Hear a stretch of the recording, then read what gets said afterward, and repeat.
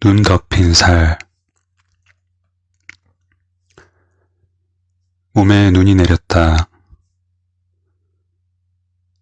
머리와 몸에 내린 작고 흰 눈들은 눈에 보이지 않게 크기를 불려나갔다. 거울을 보지 않는 나에게 그들의 성장이 눈에 띌 리 없었다. 하지만 몸은 소리 없이 말하고 있었다. 가려움증이 심해졌다. 팔과 손과 손가락을 최대한 늘려 등과 몸 구석구석을 긁었다.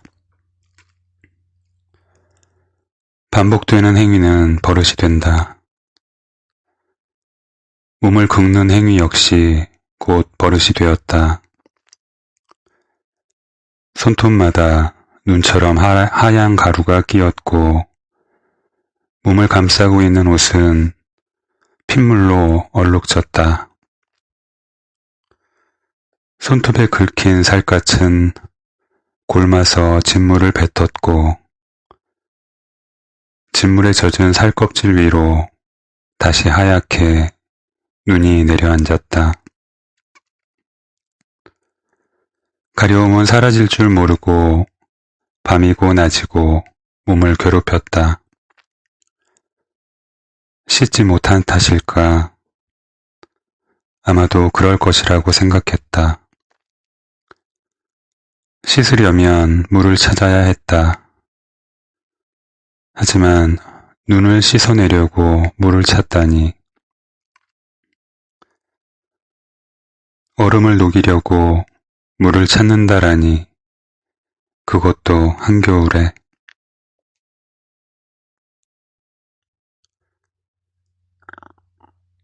몸뚱이는 그렇다 치고 얼마 지나지 않아 손톱과 발톱이 썩기 시작했다.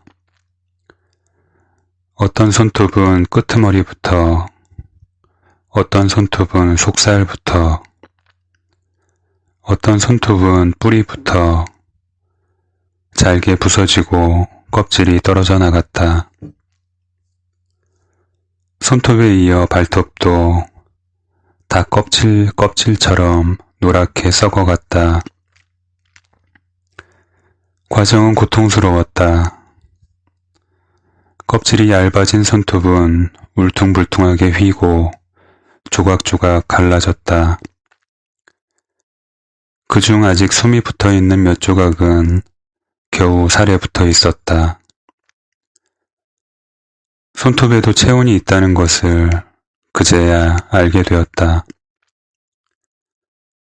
살 위에 제대로 붙어있는 손톱은 나름의 온도를 유지하고 있었지만 살에 붙은 척 달랑거리는 손톱은 체온을 잃었다. 체온이 없는 손톱이라니. 손톱에도 체온이 있었다니. 새로운 발견이었다. 경험은 대부분 가르침을 주지만 어떤 가르침은 고통스럽다. 눈에 덮인 육신은 상상 이상으로 고통스러웠다. 먼지만한 불똥만 튀어도 세상을 통째로 불살라 버릴 것만 같은 건조하고 차가운 바람. 그 바람을 타고 하루가 다르게 몸 위에 눈이 쌓여갔다. 살의 굴곡과 가파르게 접힌 골짜기와 무성한 숲 안에도 눈이 쌓여갔다. 멈추지 않았다. 욕실은 내게 썩은 몸뚱이를 세척하는 곳에 지나지 않는다. 욕실은 지은 죄를 사하여 주는 곳도 아니요.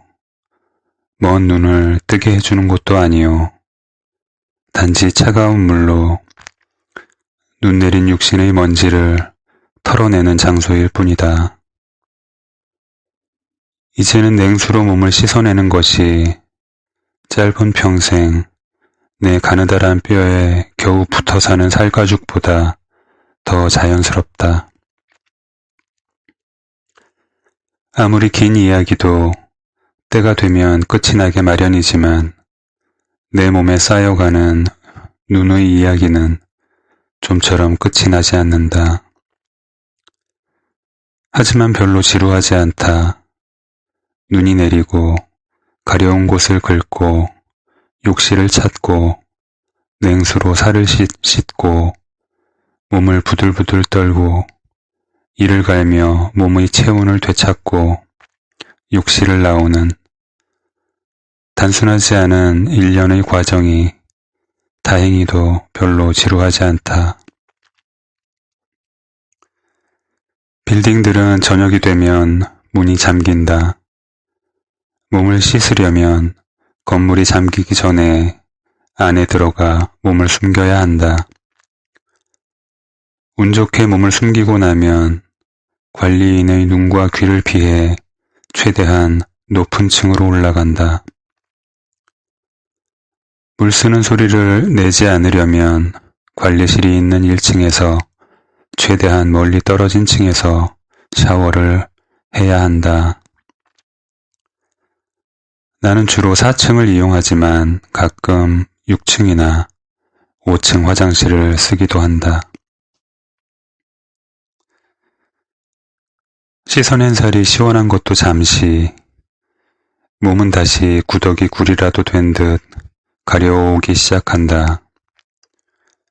어쩌면 아마도 내장에서 득실거리던 구더기들이 껍질까지 점령해버린 것인지도 모른다. 모른다. 이유는 모른다. 답을 아는 자의 입이 열리기 전까지는 아무도 모른다. 눈이 내린 자리는 둥그렇고 허옇다.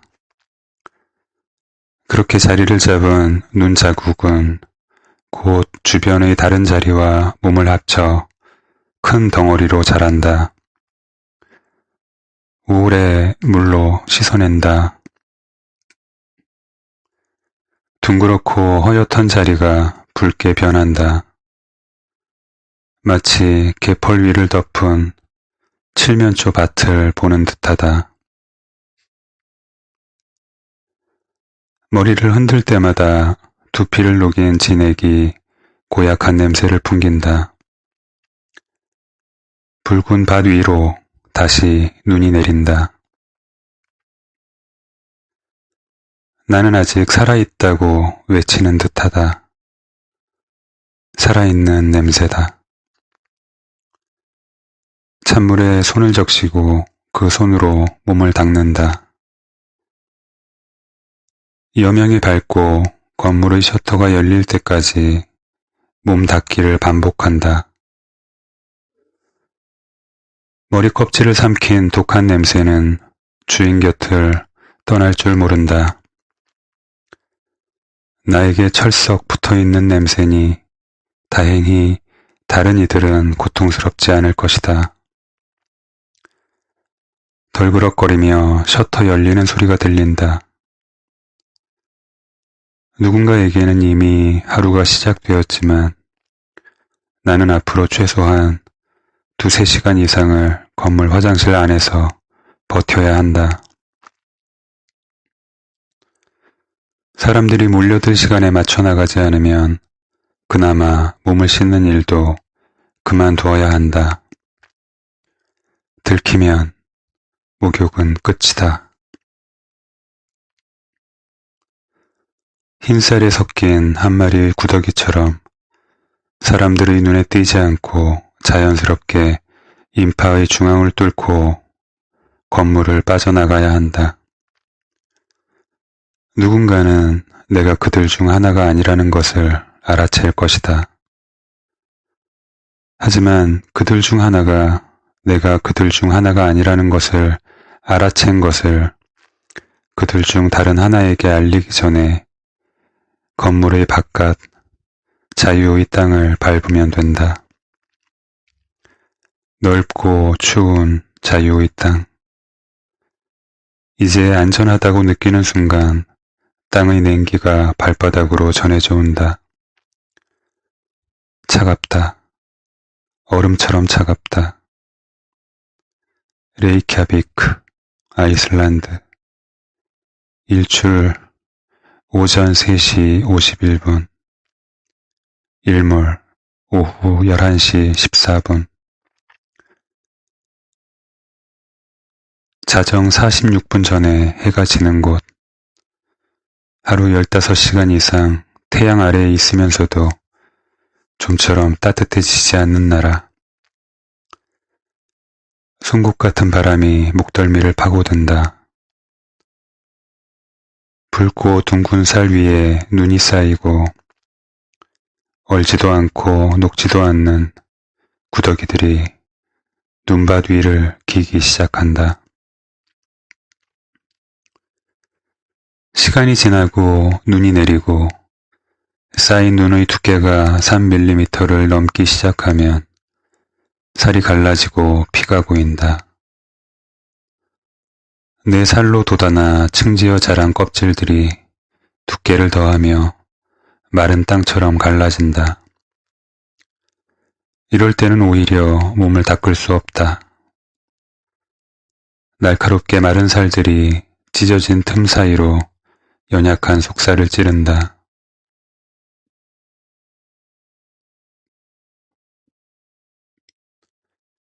내 몸에서 자란 내 살이 다시 내 살을 찌른다. 별의 공전 같은 고통의 무한 반복. 내버려 두면 5mm나 1cm가 넘도록 자라기도 한다. 빙하가 갈라지듯 부스럼이 갈라지고 갈라진 틈 사이로는 푸른 바다가 아니라 붉은 피가 흐른다. 뭐 그럴 수도 있지 라고 여기기에는 지나치게 고통스럽다. 면도날. 너무 가늘고 날카로워서 베인 순간에는 고통을 모르다가 터진 살의 붉은 눈물을 보고서야 겨우 쓰라림을 알게 되는 우울한 순간.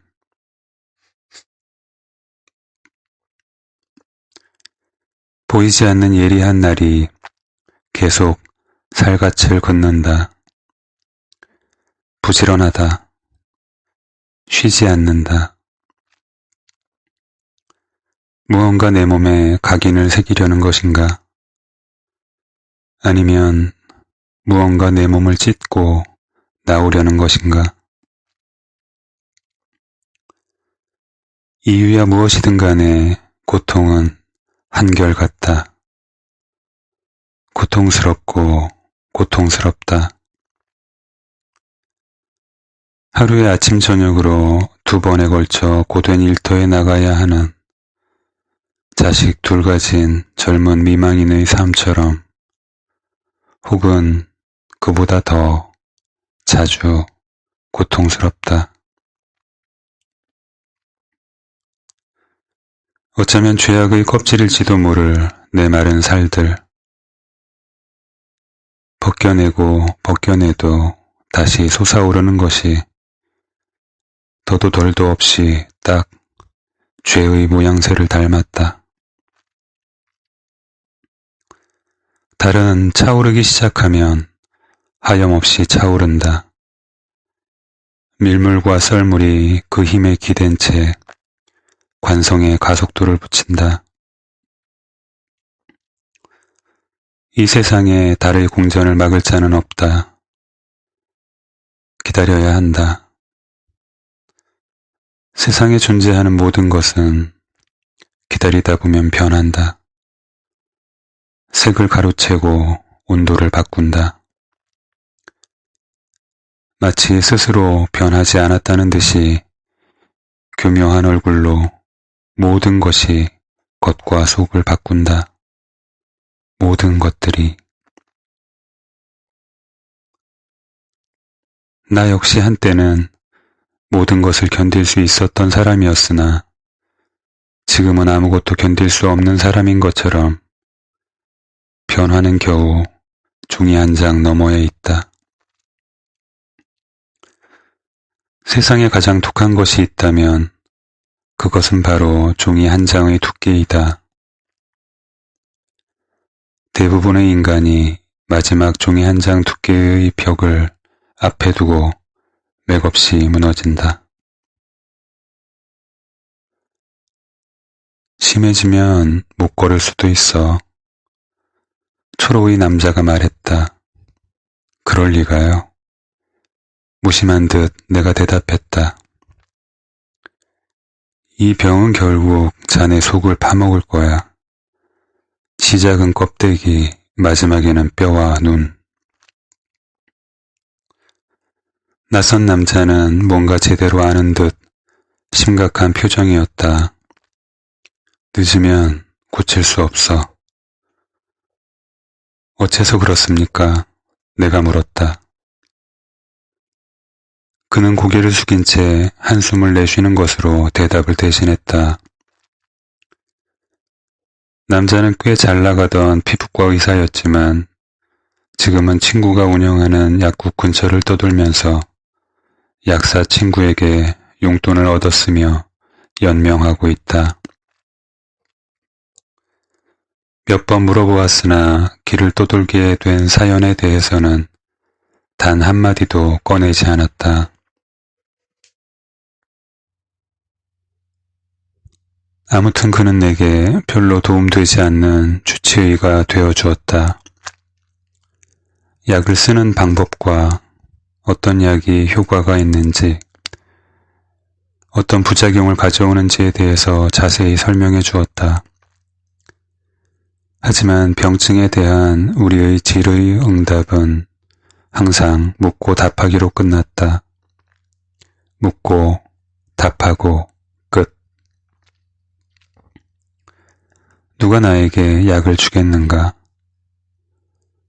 그는 내게 몇 가지 종류의 면역 억제제에 대한 이야기를 해주었다.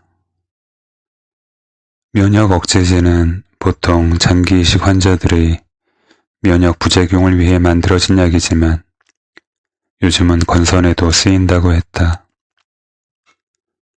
건선은 자가 면역 질환 중 하나야.